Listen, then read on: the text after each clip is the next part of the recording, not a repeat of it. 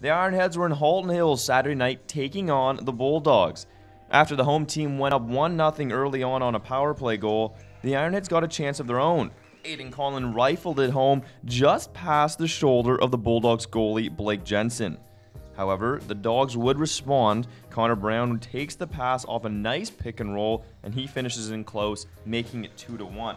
Now, trailing by 1, Chris Steele was just doing what he's been doing all season, and that is play outstanding. He kept the Ironheads in it, making save after save. Steele's play led to an Ironhead scoring chance. Jake Gilmore spotted Chris Veltman streaking in front. He buried it, diving across the crease. What a goal, Veltman's 5th of the year. Then in the second period, more from Steele. He makes back-to-back saves here, keeping the game tied up at 2. With the Ironheads on the man advantage, some gorgeous ball movement resulted in Jake Gilmore being left wide open in front, his 21st of the season, and he gives the Ironheads their first lead of the game, 3-2. However, 22 seconds later, Chris Bouchy sneaks in front, and he ties it up. Now with the game still tied up at 3, get ready for the prettiest goal you'll ever see.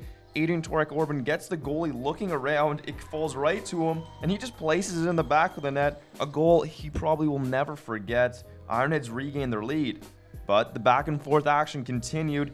The Ironheads took a roughing penalty, and 14 seconds into the power play, the Bulldogs tied it up. Less than 2 minutes later, Torek-Orban spins off the Bulldogs defender. He scores his second of the night. It's not nearly as pretty as his first, but I'm sure he'll take it. Now with the Ironheads leading 5-4, a scramble for a loose ball in front of Steele. It comes right to Bouchy, and he sneaks it past Steele to tie the game up yet again. Now in the third, Steele, he just continued his brilliance throughout the game, stopping both chances here point blank. However, the Bulldogs would solve Steele on this one. It's their first lead of the game since midway through the first.